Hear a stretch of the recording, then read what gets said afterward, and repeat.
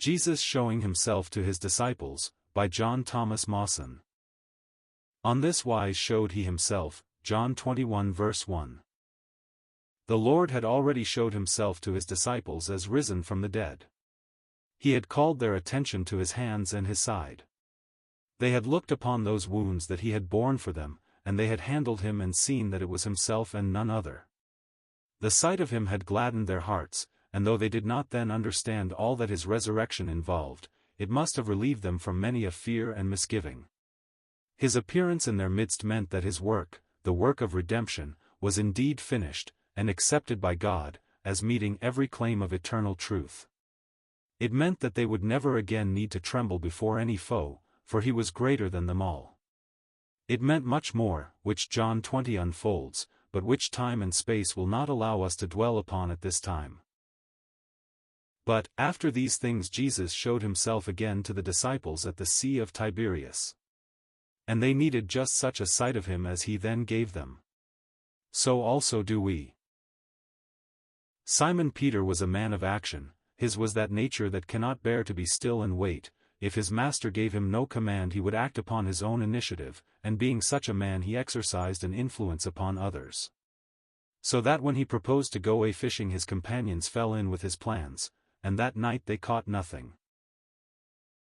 In that incident there lies a lesson for us. It teaches us, and may we learn the lesson, that to take our directions from men, or to follow our fellows, however good and zealous they may be, leads to fruitless toil, empty nets, and bitter disappointment. The Lord is our Lord, and he must direct us, and he will not give his glory to another. May we recognize this and act accordingly. As the red dawn chased the night mists across the sea their Lord stood on the shore. Who shall tell with what tenderness he looked upon them, hungry, weary, and dispirited as they were? He had looked upon them all through that night of toil, had watched over them with an unspeakable love, for they were his own, and the love he bore them could not change, and now had come the moment when he would show himself to them. Not at first did they recognize him, not until he proved who he was by commanding the fish of the sea to come to their net. Then spake out that disciple whom Jesus loved, saying, "It is the Lord." And so they came to land and found a fire of coals there, and fish laid thereon, and bread. What a showing of himself to them was this! How it revealed his care for them! They were cold, and he knew it, they were hungry, and he thought of it, they were tired with their toil, and he sympathized with them in their weariness, and his own hand had provided the fire to warm them, and the fish and bread to feed them. Matchless revelation of himself. He, their Lord and Master, rejoiced to minister to them. He, death's conqueror, and creation's Lord as he had proved himself to be, was not indifferent to their bodily necessities, he cared for their smallest need. Time spent on meditation upon the wonderful manner in which he showed himself to them will not be wasted, for here is a revelation of his tender interest in his own, and he is just the same today as then, the same to us as he was to those Galilean fishermen. By his care for them he taught them the kind of master he was, that they might follow him wholeheartedly without fear, and do his bidding without question, and not follow each other, nor waste their time and energy in fruitless toil.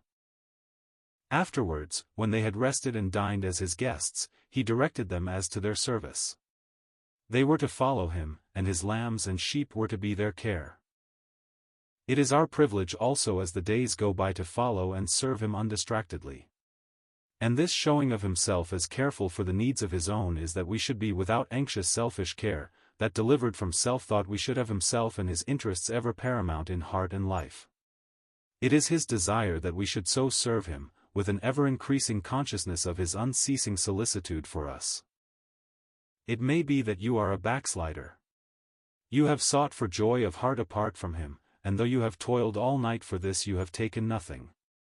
Oh, that you would lift your eyes from your fruitless fishing, and behold him standing near to you, standing near with rest and food for you, standing near to restore your tired heart to himself.